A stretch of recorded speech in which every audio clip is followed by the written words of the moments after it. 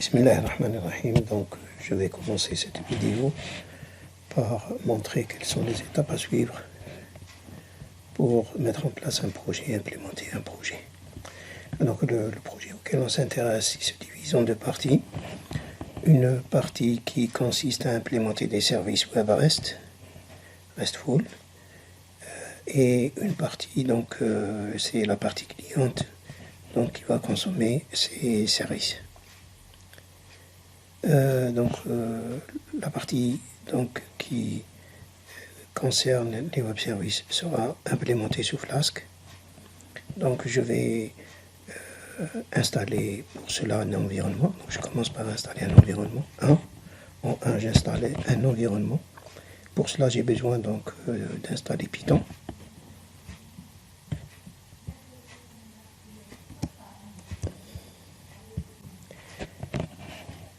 Et ensuite, j'installe mon environnement. Ensuite, en deuxième étape, je vais faire le design donc, de mon store, c'est-à-dire la base de données NoSQL avec le proxy. Donc, et je vais commencer à lancer les deux instances. Après cela, je vais donc créer du code. Donc, ça, c'est le code Python.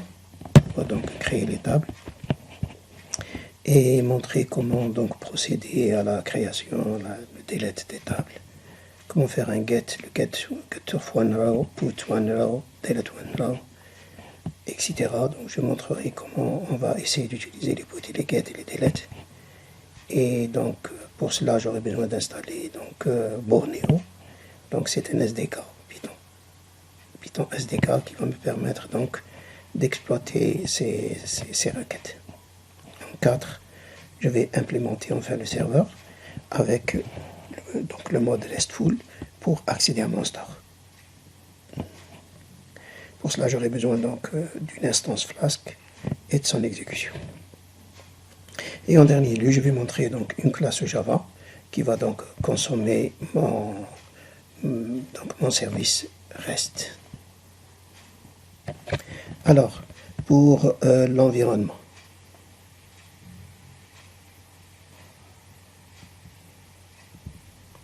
Alors pour l'environnement, j'aurai besoin donc de télécharger Python et de télécharger Pipe, donc l'installateur de package Python.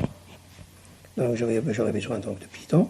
Le lien là, il est là, donc, et j'aurai besoin du PIP de Python. Après avoir fait cela, je vais donc installer un environnement, je vais créer un environnement. Donc de mon côté, je vais donc installer mon Python AAC Python 2.7, j'utilise la version 2.7. Ensuite, j'utilise l'instruction python-p install virtual environment. Je vais donc installer l'environnement virtuel, je vais le télécharger et l'installer. Ensuite, je vais créer l'environnement ici. Et ensuite, je vais créer un répertoire que je vais appeler donc là où je vais mettre mon projet. mkdir, donc speech project. Je vais aller donc dans ce répertoire-là. Et donc, je vais donc installer un environnement que je vais appeler SpeechVenv. Ensuite, je vais aller à donc, j'utilise virtual-venv SpeechVenv et ensuite, enfin, j'active mon environnement. Une fois que mon environnement est activé, je commence à faire donc l'installation des packages dont j'ai besoin.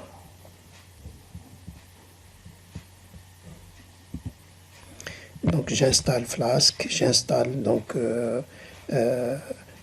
par la commande pipe install Flask, j'installe Flask RESTful par la commande pipe install Flaskful et j'installe aussi le SDK pour l'accès à la base de données NoSQL, c'est-à-dire Borneo. Alors, je fais pipe install Borneo. Donc voilà les étapes à suivre. Après donc avoir fait cela, je passe à la deuxième étape, c'est-à-dire l'installation de mon store. Allez, ici, remarquez, je vais aller à C.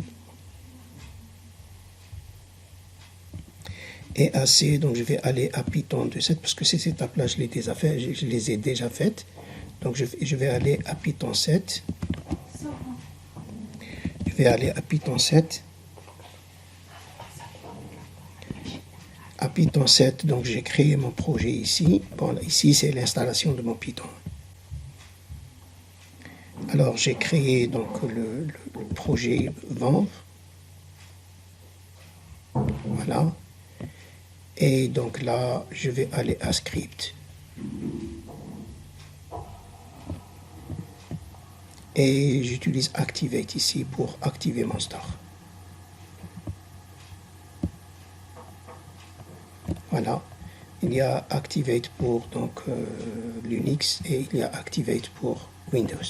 Je vais prendre ce chemin-là. Et donc je vais ouvrir une fenêtre DOS.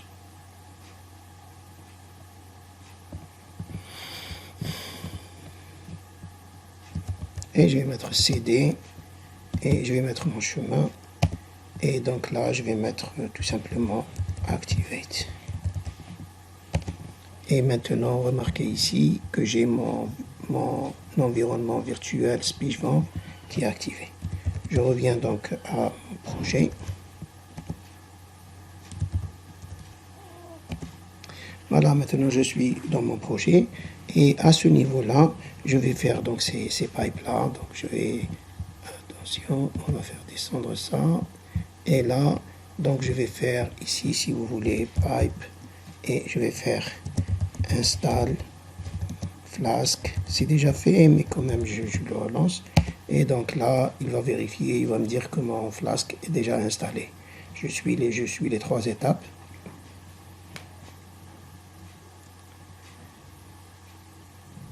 Donc là, il se connecte donc au cache de Python pour vérifier s'il est déjà fait. Voilà, requirement already satisfied. Ça veut dire que c'est déjà installé, tous les packages sont déjà installés.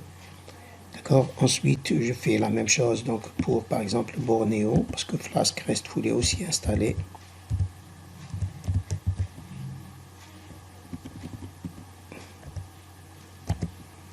Et donc là, donc j'ai préparé les librairies dont j'ai besoin dans mon environnement. Et là, la même chose, donc il va trouver que le package est donc déjà présent dans le système. Voilà, requirement already satisfied. Voilà. Et ensuite, en dernier lieu, je vais faire pipe, donc install Borneo. Voilà, install.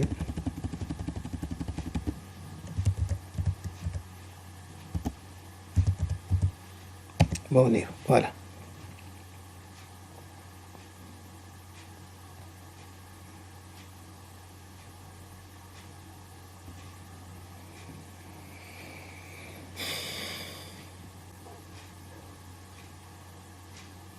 Voilà, c'est la même chose. Donc à ce stade, j'ai mon projet qui est prêt. Ça veut dire que je peux implémenter, si vous voulez, un serveur Flask et donc utiliser dans Flask du RESTful et aussi utiliser Borneo, c'est-à-dire accéder à la base de données donc Oracle NoSQL. Donc le Borneo est donc spécifique à la base de données Oracle NoSQL, donc je peux accéder à la base et interroger, envoyer des requêtes à la base. Alors, maintenant, une fois que j'ai fait ça, j'aurai besoin, donc ça c'est fini, j'ai mis en place mon environnement. Alors maintenant, les étapes à suivre. Donc maintenant, je vais donc faire le design de mon store. Donc, je vais venir ici et je vais donc installer mon store, c'est-à-dire ma base de données SQL et donc commencer l'implémentation du store et enfin donc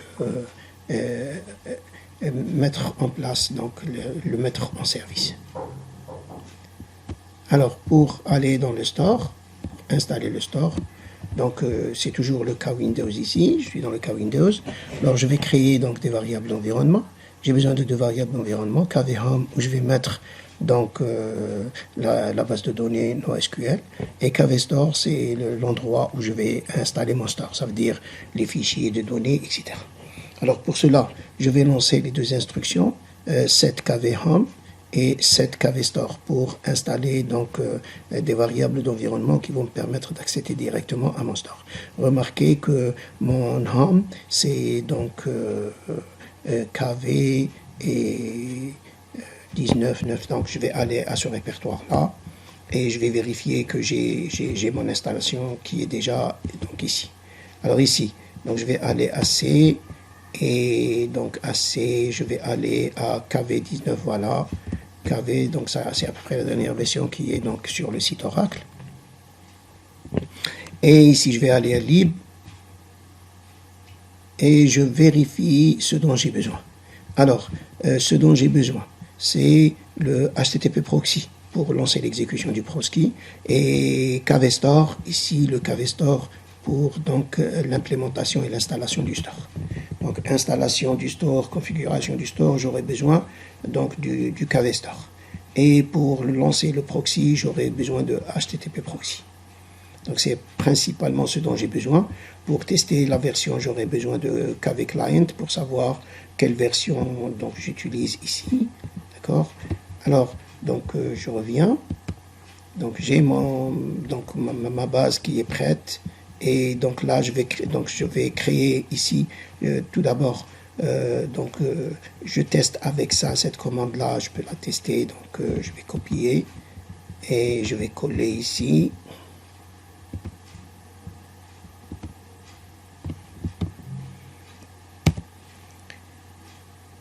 Enable to access. Bon, alors je vais mettre /lib, c'est normal.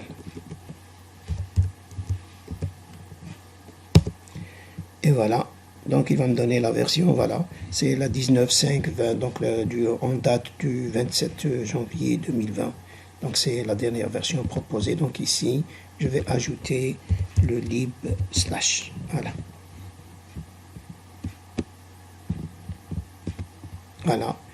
Alors maintenant, je vais créer donc les répertoires nécessaires pour la configuration du store. Pour cela, j'aurai besoin d'un répertoire admin. Donc dans mon répertoire, donc le répertoire que je vais utiliser, ça sera C donc on DB. Donc là, je vais placer dans ce répertoire-là, je vais placer mon store. À l'intérieur de ce répertoire, je vais créer un répertoire admin, un répertoire data et un répertoire rnlog. Le répertoire admin, il va donc contenir les fichiers de configuration de l'administrateur. Data, il va contenir donc les stores, les SN, les storage nodes. Et le rn, là, donc il va me donner le log de tout ce qui se passe dans mon store. Alors pour cela, je fais mkdir, donc kvstore admin, kvstore admin. Donc pour moi, c'est déjà fait. Donc je viens ici et la même chose. Donc je vais revenir à C ici. Et voilà mon store. Donc en DB, je vais aller à en DB, le répertoire que j'avais créé ici. En DB ici.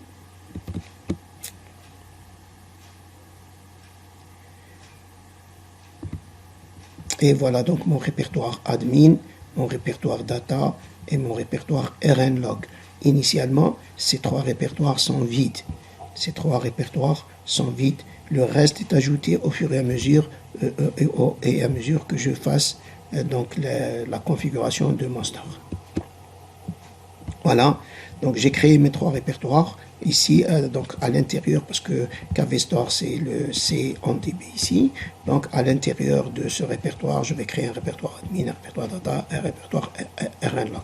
À ce stade ici, donc ces trois répertoires sont vides, et donc je vais commencer ici à créer mon store en utilisant donc make boot config.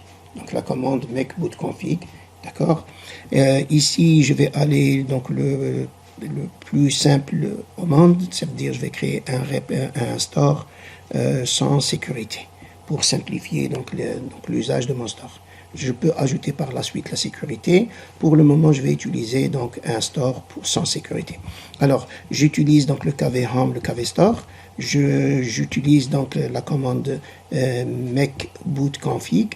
D'accord, vous pouvez lancer KVStore tout seul et il va vous donner le help. Ça veut dire quelles sont toutes les méthodes et toutes les commandes que vous pouvez utiliser avec le KVStore jar. Alors ici, je spécifie donc le root pour dire que vous trouverez les répertoires de l'administration et le répertoire du store dans le KVStore. Donc ça veut dire dans C /ondb. je vais utiliser le port 5000. Vous pouvez utiliser le port 6000, 7000, 8000. Attention ici, il ne faut pas avoir de conflit de port dans votre système. Ça veut dire si le port, par exemple, est utilisé par Flask ou par un autre serveur, donc vous risquez d'avoir un conflit de port. Donc vérifiez que le port que vous allez utiliser est tout simplement libre.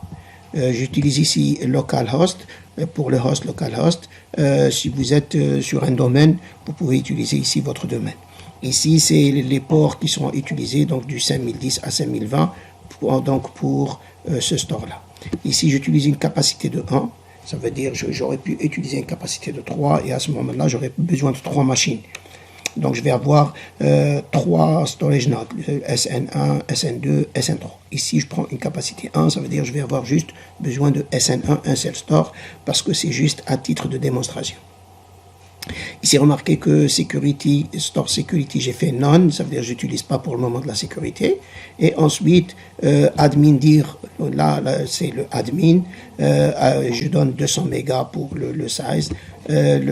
Pour les données storage dir, c'est ça le data. Et donc ici, je réserve 4 gigas. Et donc les fichiers log, je vais les mettre dans le répertoire rnlog.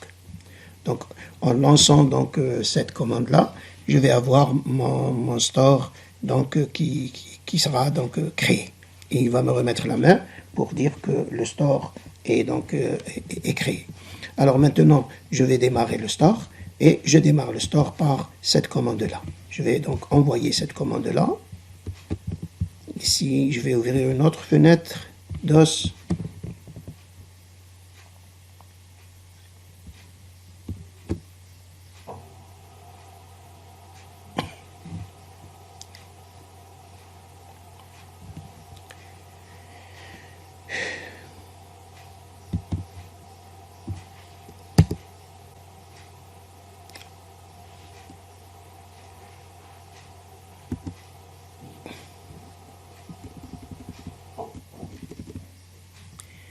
Oui, ici pour Windows, ça sera $ au lieu de... Et le KV Store aussi $.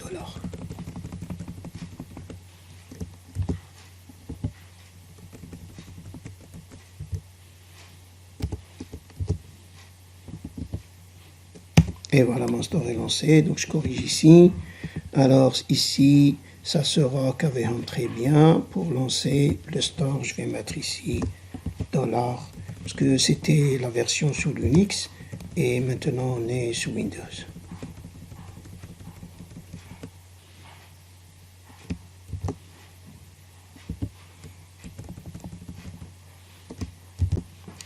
Et voilà. Donc maintenant, mon store est lancé et donc je peux accéder au store pour commencer la configuration de mon store. Là aussi, donc pour lancer la configuration, je corrige ici, ça sera %, et %. Voilà. Alors maintenant, pour commencer donc la création de ma topologie, donc je vais prendre cette commande-là et je vais l'exécuter dans une autre fenêtre DOS.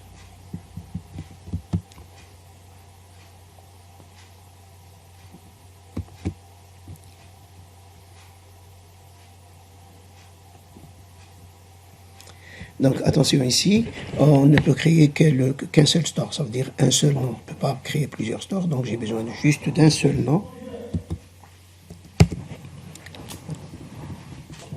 Donc voilà, donc c'est le run admin ici, j'utilise run admin, le port 5000 et donc le localhost. Et donc là, il va me donner la main, donc le KV, et je vais commencer donc à lancer les commandes de création de store. Connecté au store qui a été lancé dans l'autre fenêtre. Donc, il se connecte ici, à ce store-là, et ensuite, il me donne la main. Voilà. Donc, si vous voulez, j'ai la main ici, run admin.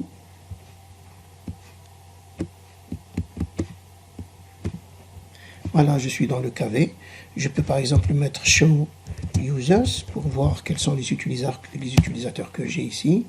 Donc, je n'ai créé aucun utilisateur, même pour moi, donc je n'avais pas créé d'utilisateur.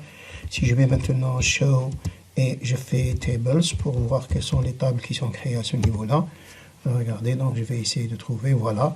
Donc j'ai une table patient, une table donc patient actors, une table image, une table treatments, une table voice pour enregistrer donc les enregistrements donc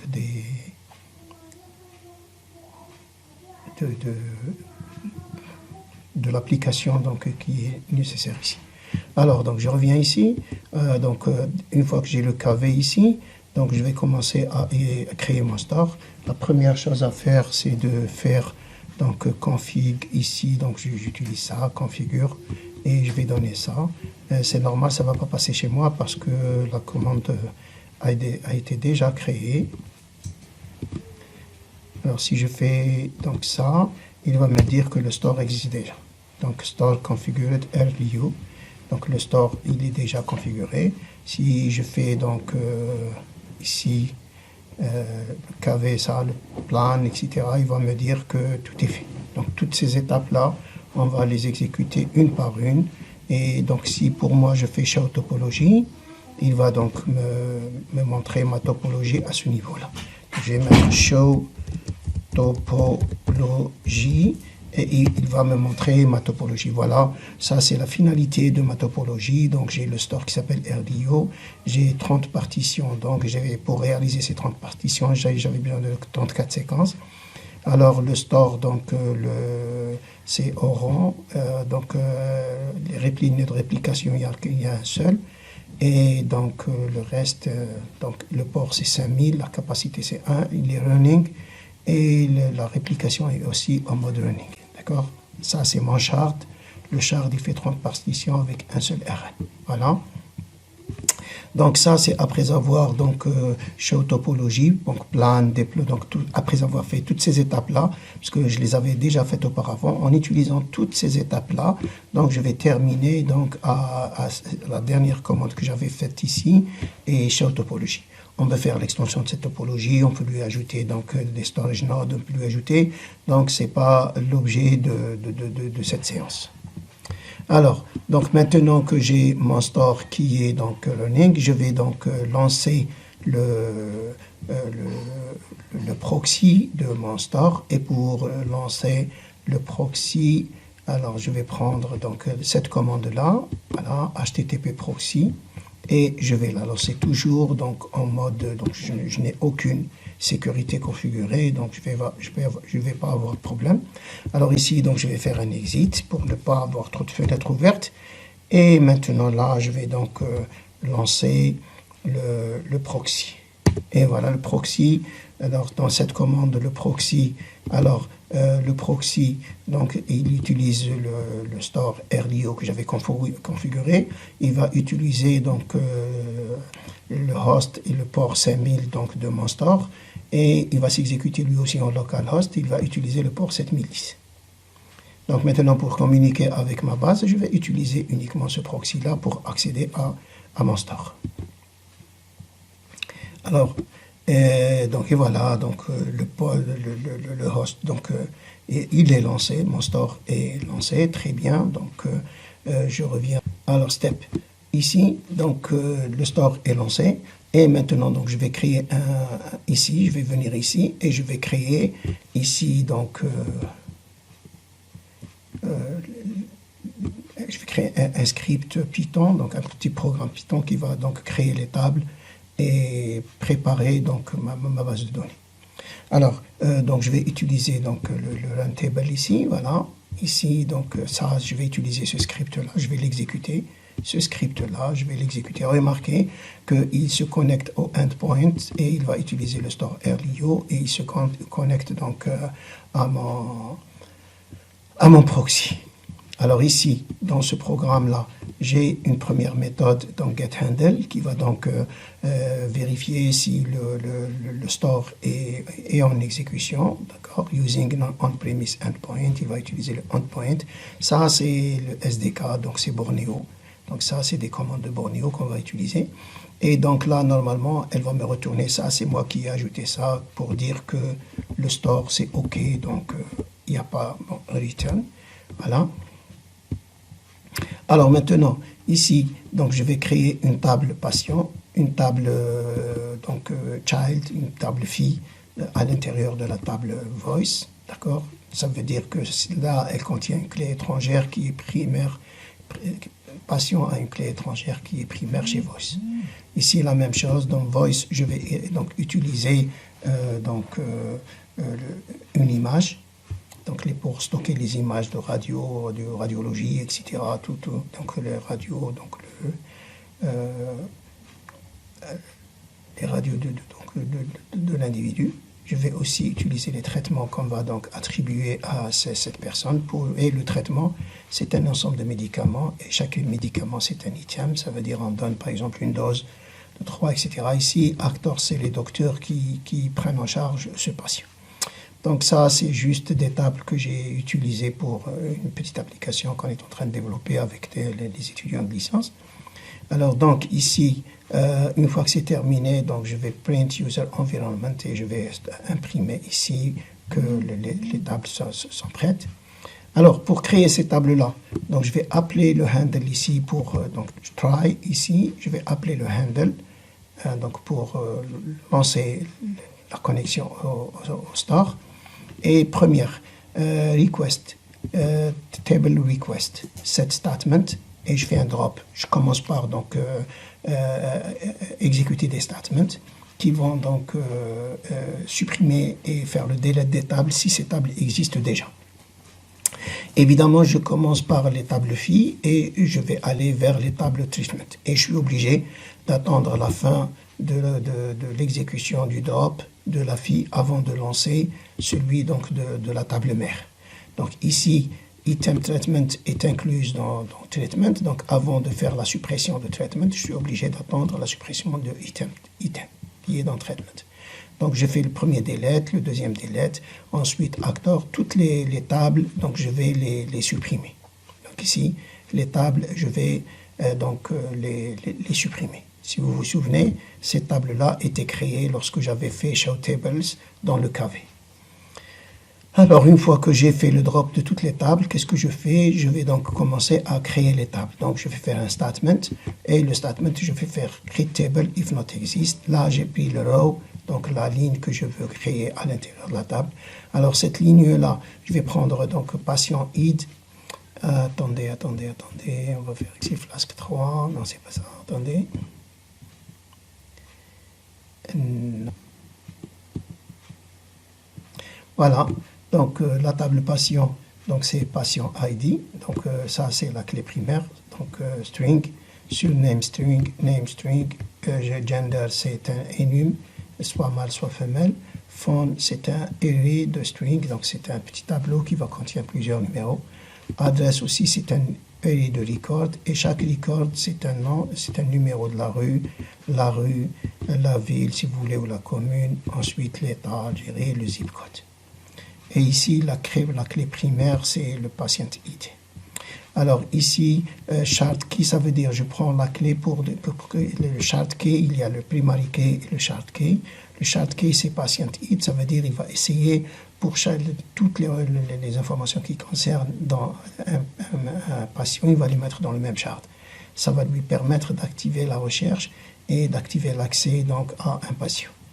Alors ensuite, patient voice, ça c'est pour enregistrer les discussions des médecins autour du cas de ce malade-là.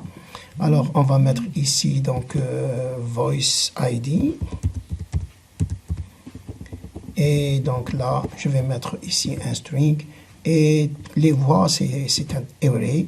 Et dans le voix, on va faire le médiatype. Est-ce que c'est un téléphone? Est-ce que c'est un micro? Donc, est-ce que c'est un ordinateur? Par quel moyen a été fait cet enregistrement? Si c'est un téléphone, le media number, quel est le numéro de ce téléphone-là? Ensuite, là, c'est l'enregistrement en binary. Et ça, c'est la date où a été effectué l'enregistrement. Et ça, c'est l'acteur, c'est-à-dire quel est le médecin ou l'infirmier ou la personne qui a produit cet enregistrement-là.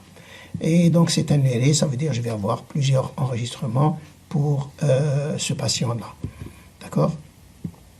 Et aussi, donc, on peut avoir un enregistrement, le premier enregistrement qui contient plusieurs enregistrements des médecins, un deuxième enregistrement qui contient aussi plusieurs enregistrements du médecin, par exemple, l'enregistrement de la première visite, les médecins, ils arrivent, ils font la première visite, donc on va noter Voice ID, par exemple, 1, ça c'est la première visite, et ensuite tous les médecins qui sont avec les internes, avec les stagiaires, avec les infirmiers, ils vont commencer à parler, et donc on va essayer d'enregistrer toutes ces voix-là et les mettre donc dans la première visite. Si je fais une deuxième visite, ça sera Voice ID égale 2, donc c'est la deuxième visite. Et la même chose, c'est l'ensemble, donc le groupe qui arrive et qui vont commencer à parler. On va essayer donc de sauvegarder et ici toutes les voix qui ont été donc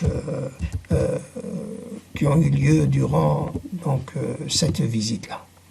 Alors ici, c'est pour les images.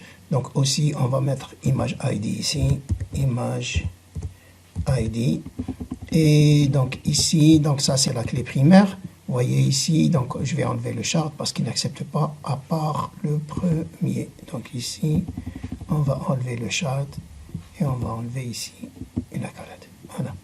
Alors ici, donc ça sera aussi l'image qui est l'ensemble des images de ce malade, d'accord? Par exemple, durant la première consultation, on a des radios, donc ça c'est toutes les images qui ont eu lieu. Donc on peut faire par exemple un téléthorax, un enregistrement téléthorax, on peut faire un IRM, on peut faire donc une échographie, toutes les images qui ont été enregistrées, on va les placer donc dans cette table-là.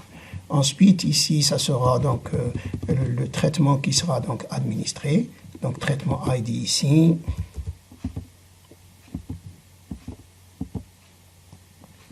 L'attention, donc je change mes images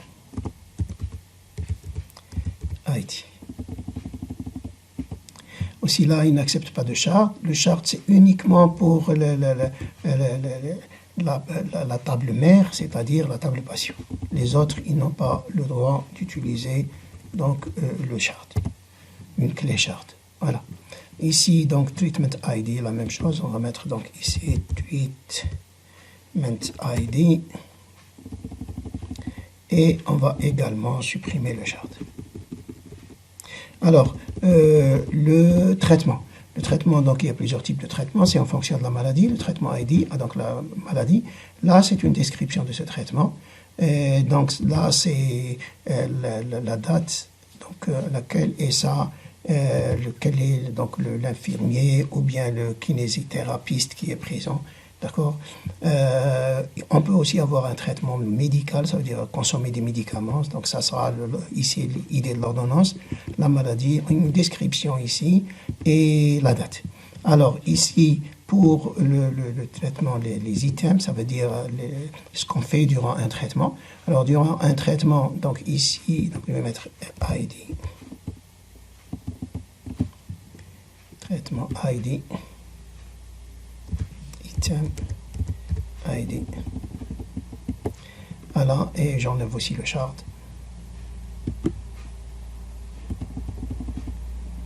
Voilà, et j'enlève cette parenthèse ici. Voilà. Et donc, un item de traitement, c'est l'idée. Donc, par exemple, pour un traitement, on peut lui faire, par exemple, des mouvements de bras, lui déplacer le bras, on peut lui donner des poids, donc à faire donc du poids. On peut lui donner, par exemple, un traitement médical, des antibiotiques, des anti-inflammatoires. Donc, on va noter chaque item ici. Donc, le nombre de fois qu'il doit faire, la description du mouvement qu'il doit faire ou bien du médicament qu'il doit consommer. Et l'idée du médicament avec plus marqué ici. Donc, ici. Alors, la dernière table ici, c'est les acteurs. Les acteurs, donc, c'est généralement les médecins et les infirmiers, les spécialistes, etc. Donc, ici, c'est... Donc, là, on va mettre sur name et là, je vais mettre name. Elle va ressembler à la table donc, du patient. Le gender, ici, female, user phone aussi. On va utiliser la même structure que tout à l'heure. Ça veut dire utiliser donc, un array pour le téléphone et on va utiliser aussi un array pour donc, les adresses. Donc, voilà, donc ça c'est donc à peu près la description des tables. Donc je reviens à... Alors, on va revenir Alors, create table, voilà ici.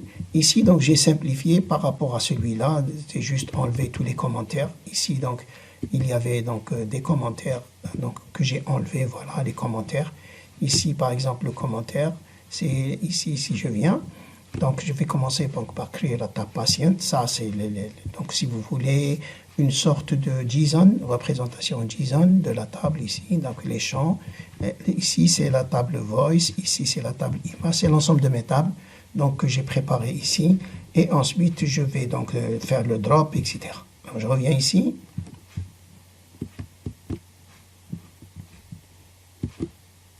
Alors, après avoir fait le drop de toutes mes tables, donc je vais commencer à venir ici. Donc, je vais prendre one row, c'est-à-dire c'est une entrée dans la table.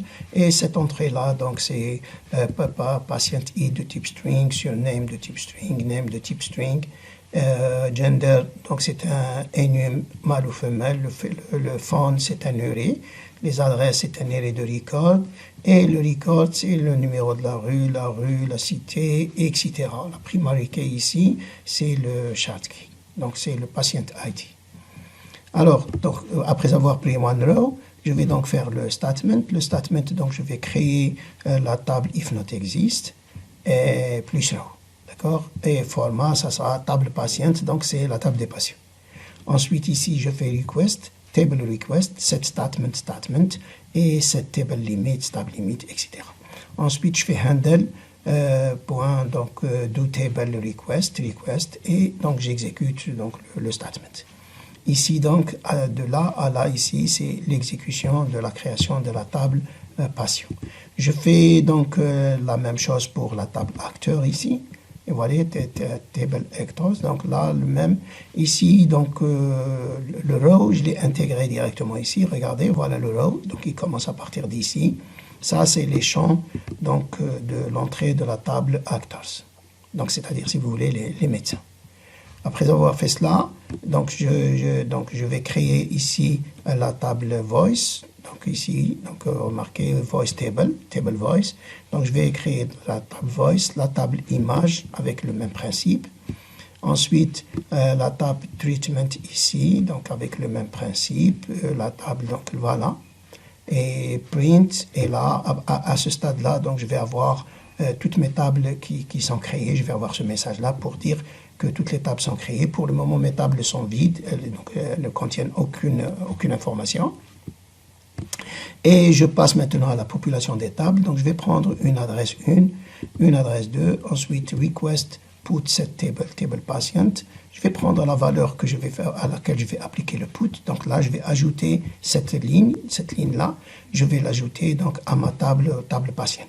Cette ligne, c'est le patient ID avec patient ID 001, le surname c'est Ali, name Omar, gender c'est mâle, le numéro de téléphone, donc il a 2 numéros de téléphone ici, et puis en adresse, il a aussi 2 adresses, adresse 1 et l'adresse 2 que j'ai déclaré ici, adresse 1, adresse 2. Une fois donc que j'ai terminé, je fais donc handle put et j'exécute la requête. Là, j'affiche pour dire que le put a eu lieu correctement. Donc, patient 1 is put, ça veut dire que j'ai réussi le put. Je refais le même travail pour un deuxième, ça veut dire je prends une deuxième adresse. Le deuxième, c'est Ben Ali, Ben Omar, gender mâle, etc. J'ai placé donc le deuxième patient ici. Et donc voilà, deuxième patient, put. Donc j'ai fait le put du deuxième patient. Et ensuite, ici, donc je fais un put pour les acteurs. Je fais le premier acteur ici et le deuxième acteur ici.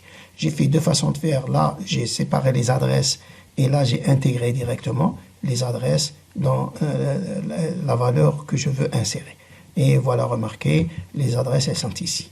Donc celui-là, par exemple, le premier, il a une seule adresse, et celui-là, il a 2 adresses. La première adresse, donc c'est ça, et la deuxième adresse, elle commence à partir d'ici. La première adresse, c'est celle-ci, donc c'est séparé par les 2 accolades. Voilà, donc j'ai fait le insert ici des deux médecins.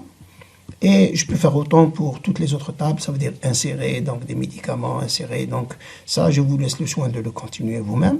Donc ici, je vais faire un get, ça veut dire après avoir inséré mes 4 lignes, 2 au niveau de la table patient et 2 au niveau de la table actors.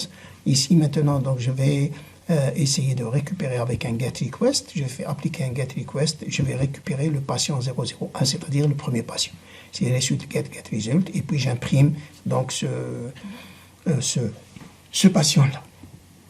Ici, je vais donc aussi utiliser un deuxième statement, et donc je vais prendre select étoile from table patient. Je vais prendre tous les patients qui sont dans cette table-là. D'accord? Voilà.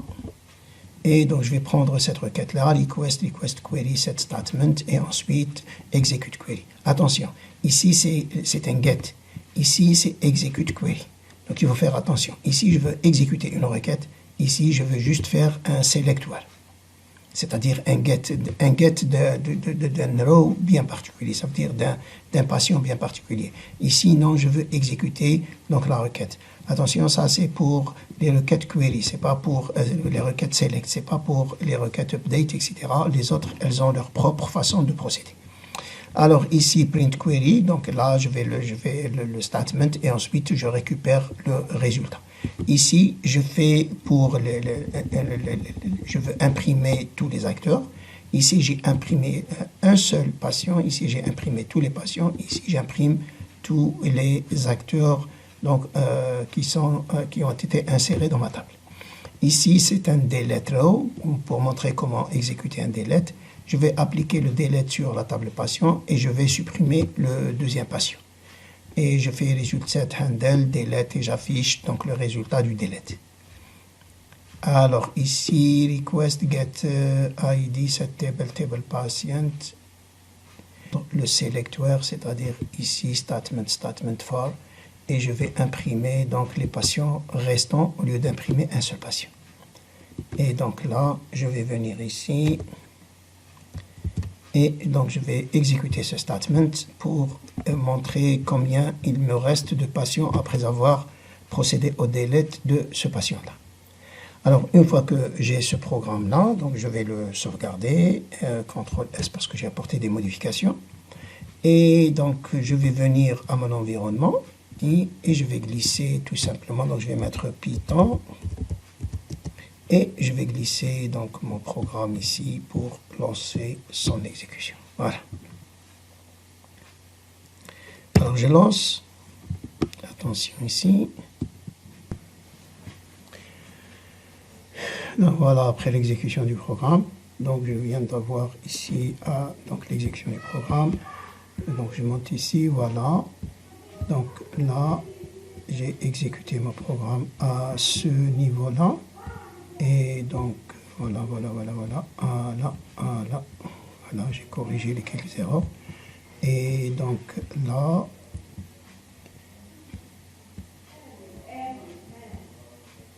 voilà. Alors ici, donc l'environnement, c'est le store, c'est le RDU. Le endpoint, donc c'est le localhost 7010. Et ensuite, le drop of items table complete. Il a supprimé la première table, la deuxième table. Il a fait le drop de toutes les tables, ensuite il a fait donc drop of all table complete, ensuite il a fait donc il a créé la table patient, la table actors, voice, image, il a créé toutes les tables et ici donc il a ajouté le patient 1, le patient 2, l'acteur 1, l'acteur 2 et là donc il procède à l'affichage, donc ici il affiche, remarquez que ça c'est un order dictionary. Donc, il va afficher le premier patient 1. Et ça, c'est le résultat du select où il doit afficher les deux patients. Voilà le résultat du select. Et ensuite, donc là, il affiche les deux auteurs. Et ensuite, là, il va supprimer, donc voilà, after delete true, il va supprimer. Après avoir supprimé, on relance select étoile from patient. Là, remarquez qu'on a supprimé le patient 2. Et donc là, on envoie le select pour afficher tous les patients qui restent. Et donc j'ai mon patient qui est là, un seul patient, le deuxième patient a disparu. Donc voilà, si maintenant je vais aller à mon store, si je vais aller à mon KV, non pas ici, ici. Et donc là, si je fais dans le KV, je fais show table.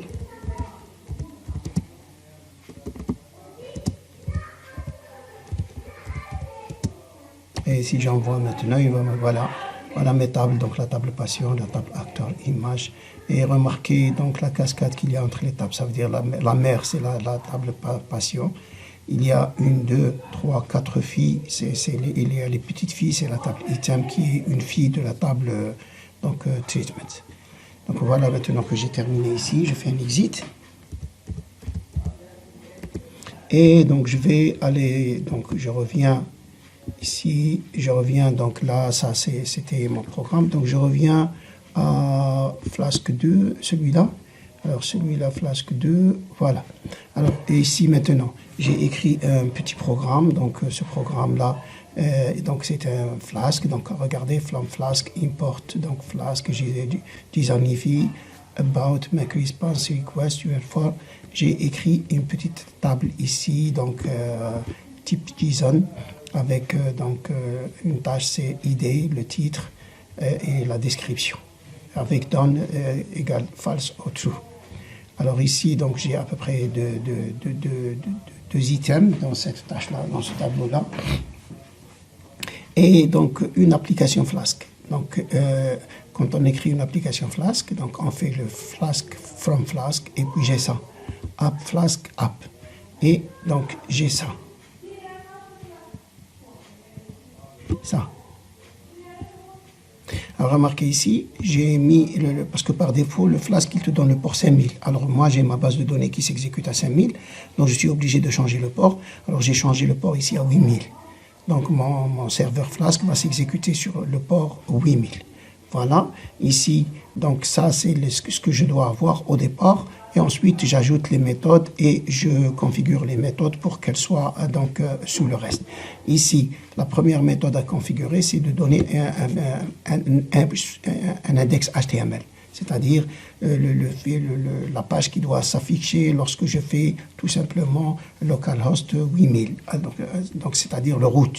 Alors mon root, je vais retourner le message, donc welcome,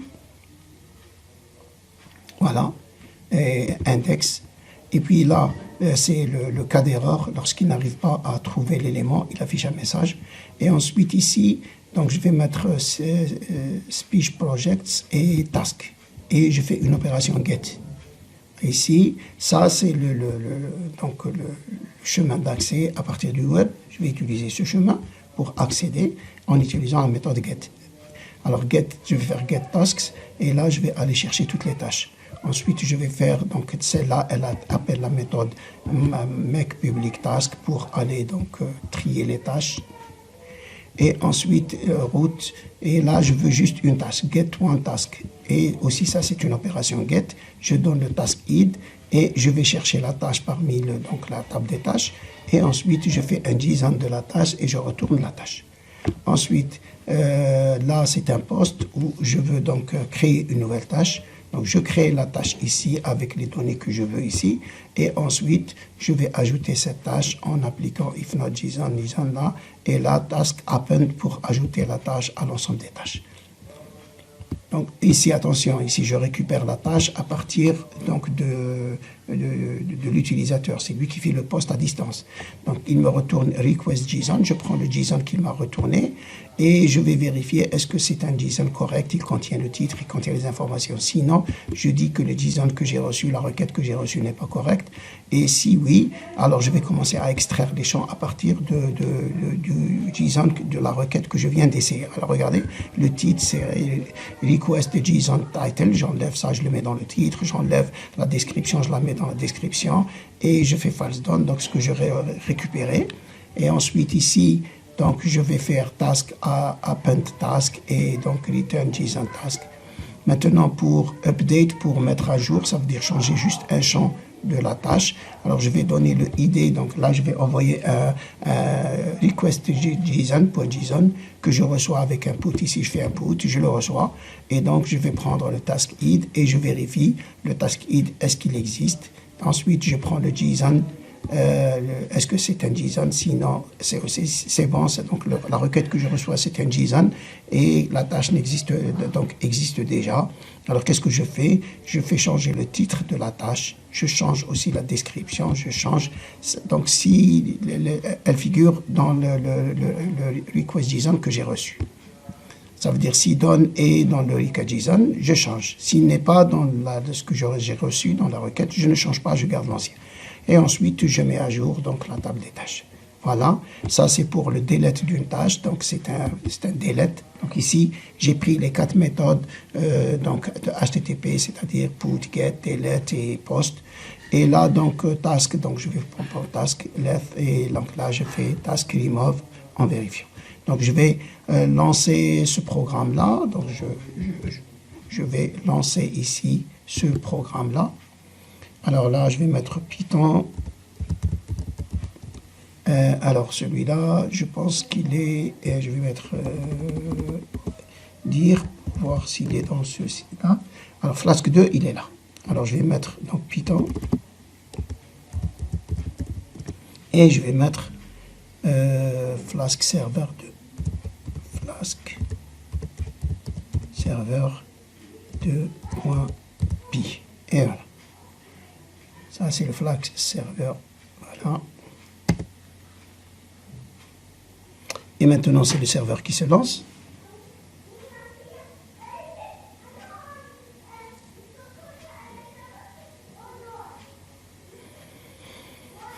Et voilà, donc là, il se lance.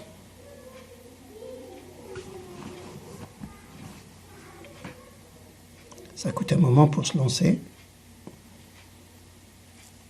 Voilà. Donc regardez, il est actif sur le port 8000. Et donc je vais prendre ça si vous voulez. Ce petit chemin-là, je fais CTRL-C.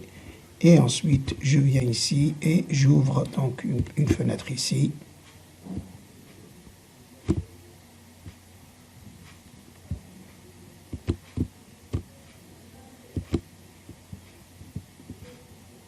Et je colle ici. Et donc, si je lance cette exécution, je vais avoir le message welcome. Voilà, welcome. Maintenant, si je demande toutes les tâches, alors je vais mettre ici, ça sera speech project / tasks. Si j'envoie ça, si je ne me suis pas trompé dans voilà. Et voilà, maintenant j'ai toutes les tâches. Si je spécifie uniquement une certaine tâche, je vais mettre / et je mets par exemple la tâche 1. Et donc là, je vais avoir uniquement la tâche 1. Maintenant que j'ai ça, je vais aller sur JDeveloper et je vais donc faire la troisième partie. Alors là, donc on va revenir les steps à suivre. Donc pour les steps à suivre, donc j'ai fait la première étape à l'installation de l'environnement, j'ai préparé la base de données, j'ai créé donc les tables nécessaires et donc j'ai implémenté ici le Flask. Maintenant, qu'est-ce qu'il me reste? Il me reste une application donc qui va consommer, c'est une application que je vais développer Java, c'est Java qui travaille avec Python. Je vais développer une petite application Java et cette application, elle va faire donc de l'HTTP. Elle envoie des requêtes HTTP pour faire le serveur Flask. Alors voilà, donc ici, je viens sur mon JDev et sur JDev, donc j'ai implémenté cette classe-là.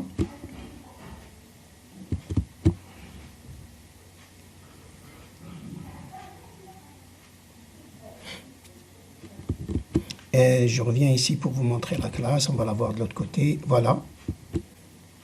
Voilà la classe. C'est une classe Java. Et je vais lancer son exécution. C'est une classe Java. Donc là, dans mon constructeur, je vais créer la connexion au serveur Flask ici. Voilà, d'accord. Alors ici, donc c'est le lien pour afficher toutes les tâches. Donc le lien ici. Et ensuite, qu'est-ce que je fais? Je vais show all, je vais montrer toutes les tâches. Et donc, je vais urnu, buffer content, get element. Je vais appeler donc ici à get element. Et il me retourne le contenu que j'affiche. J'affiche le contenu. Alors, get element, c'est une méthode qui est là. Voilà, get element, elle me retourne un string buffer. D'accord? Et qu'est-ce qu'elle va faire? Elle va donc buffer in, buffer. Elle va prendre là. Regardez, type content, donc application JSON, et ensuite elle va donc préparer l'appel ici, donc do input, j'ai pas do output, j'ai juste do input. je prépare le cache, je donne le nom de la méthode que je veux invoquer. Ça veut dire request méthode, c'est request, c'est la méthode get que je veux appliquer. Et ensuite ici, donc je fais this connexion, la connexion, et je fais get input. D'accord? Évidemment, la connexion a été créée durant le constructeur. Si je remonte ici, alors durant le constructeur, voilà, donc j'ai deux champs. J'ai l'URL et j'ai donc la connexion. J'ai pris l'URL avec l'URL que je passe lorsque j'appelle mon constructeur. J'ai mon URL et j'obtiens ma construction. Une fois que s'il y a donc des exceptions qui ont eu lieu, j'ai pas pu, donc j'affiche les messages d'exception. Si j'arrive à correctement créer ma connexion, alors donc ça veut dire la connexion elle est là. Et maintenant, je passe cette URL lorsque je fais l'instanciation. Alors, l'instanciation se fait ici, à ce niveau-là. Regardez, c'est ici que se fait l'instanciation en passant donc l'URL string. Donc là, j'ai ma classe et maintenant, je peux invoquer les méthodes. Si je fais getElement, voilà, getElement, donc qu'est-ce qu'elle va faire? Donc, getElement, elle va juste aller faire donc getInputStream. Et le input stream, elle va le transformer en input stream reader. J'ai le reader et while line, là, je commence à ajouter au content qui est un string buffer. Une fois que j'ai fait le append, donc je fais le return du string buffer que je viens de construire, c'est-à-dire le contenu. Et maintenant, le main peut afficher ce contenu à ce niveau-là. Donc le main va afficher avec un println le contenu donc obtenu à partir de la méthode get. La même chose si je veux afficher une seule tâche. Maintenant, je prends un string, ça veut dire je fais /1 que je vais ajouter, concaténer.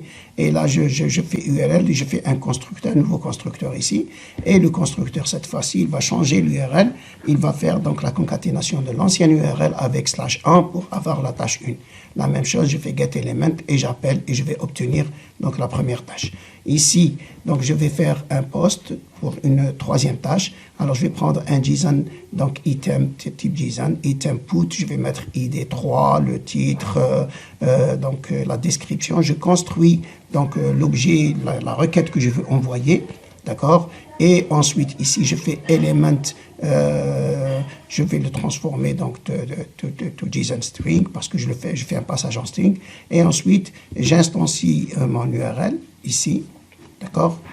Et je fais post et je donne l'élément paramètre, l'élément que je viens de construire. Pourquoi? Parce que ma méthode, elle récupère en string.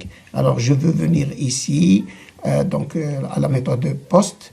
Alors, la méthode post, elle récupère un string et elle retourne un string buffer.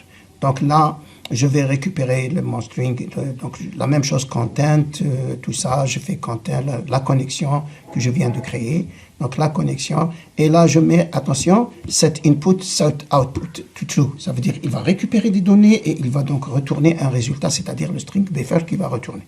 Et ensuite, je fais la méthode qui est une méthode post, et tout simplement, j'appelle ma connexion et je fais getOutput dans un output stream. Une fois que j'ai récupéré mon output stream, je fais write element bytes, os write element bytes, et je fais os close.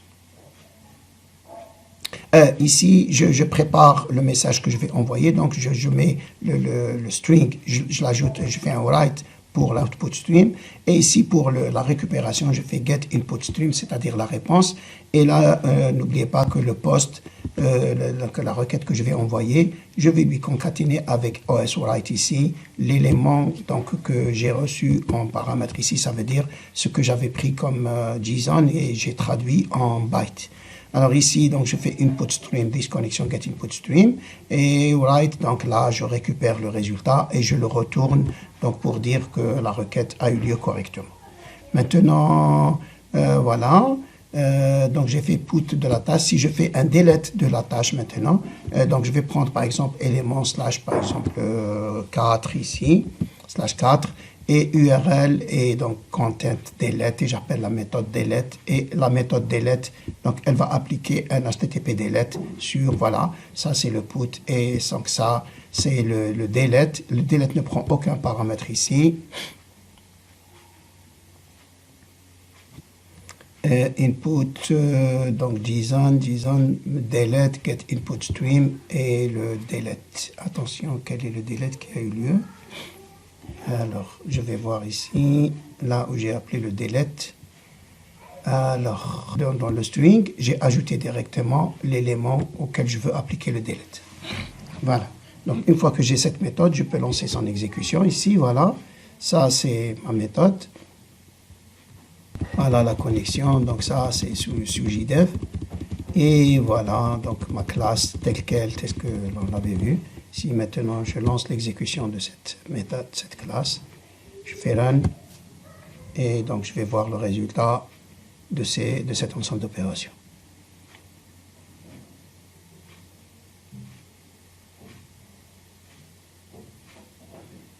Et voilà, show all tasks. Voilà. Ah oui, donc la tâche 8 n'existe pas, donc il n'a pas pu la supprimer. Alors, show all tasks. Maintenant, les tasks que j'ai une tâche, deux tâches, description, false, URL, tâche 2. Donc ça, c'est la tâche 2. J'ai ici la tâche 1. Donc j'ai deux tâches. Alors, ici, il va donc afficher toutes les tâches. Là, il affiche la tâche 1. Ici, la tâche 1. Et ensuite, il va faire le poste de la tâche 3. Voilà, tâche 3, donc ID 3, et donc la by speech. Et show put. Donc, il va ajouter la poste 3. Ensuite, alors le delete show put task 1. Voilà. Le delete la tâche 8 n'existe pas. Maintenant, si je relance avec la tâche 3 le delete, donc ici je fais tâche 3. Donc ça sera la tâche ici 3 au lieu de 8.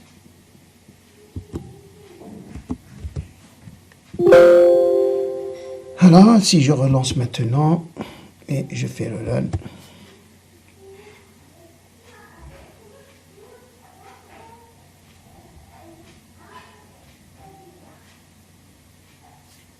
Normalement là, il est en train de consulter le serveur Flask et voilà, il va afficher les tâches. Voilà, donc les tâches, voilà. Et donc, result true, show task, donc aucune erreur, donc la tâche a été supprimée correctement. Maintenant, je vais du côté donc, du Flask et voilà, donc, du côté de Flask, voilà les requêtes qu'il a reçues pendant donc, son exécution. Voilà. Donc, il a reçu un get, il a reçu un autre get. Il a reçu un get, il a reçu un get, là, le post, le put, voilà les requêtes, donc le delete, et puis lorsque j'ai relancé, il a fait les deux get, le post, le put et le delete. Donc voilà, je vous remercie. Donc à ce stade, cette classe-là pourrait être utilisée, donc soit dans l'application mobile, qui fait appel à ces trois méthodes. Donc on n'aurait pas besoin ici du main. Ici, donc, on n'a pas besoin du main, on a juste besoin donc, des trois méthodes get, put. Donc, on peut prendre cette classe sans le main et utiliser les méthodes post element, get element, delete element, put element, les quatre méthodes qui sont ici. Attention ici maintenant, donc l'URL, il faut que ça change en fonction de votre projet. Donc ici, moi j'ai pris le 8000, vous pouvez avoir 5000, donc vous devez mettre ici 5000. Aussi, moi j'ai donné donc ce chemin, vous pouvez choisir le chemin donc, qui vous semble le plus simple et qui sera donc configuré dans votre serveur Flask. Voilà, je vous remercie.